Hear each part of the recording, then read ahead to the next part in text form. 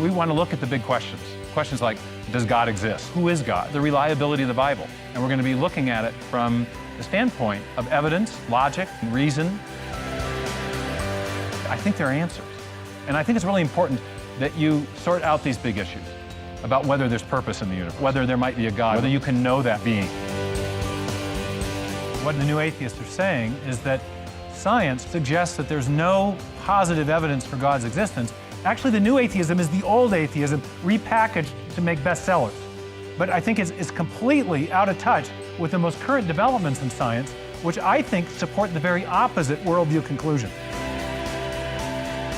And we can evaluate whether those worldviews have the causal power to produce the kinds of evidence that we're going to be looking at. Cosmology, physics, biology, evidence from the natural world. The existence of God provides the only coherent account or explanation of an objective morality. So when we find information in the DNA molecule encoded in digital form, the best explanation is that that information also had an intelligent source. Belief in God is, as one of the historians said, much more credible now than any time in the last 100 years. It's the best explanation of all of reality and experience. And that, for me, is why I believe it.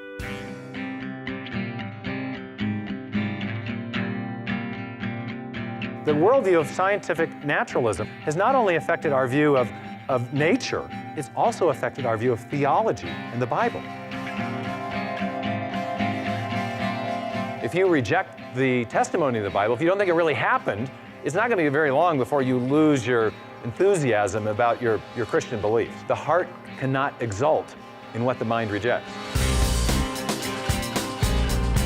The critical question becomes an examination of the evidence, an examination of the text that records it. Is it reliable or not?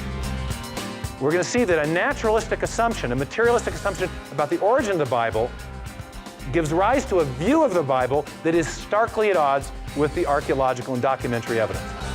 There's no reasons for students to be intimidated by seminary professors who are teaching theories about the origin of the biblical text that are 120 years out of date. The Bible is so reliable in its reporting of all these classes of evidence. Hey, maybe we should rely on the Bible as a source of information about this period of time.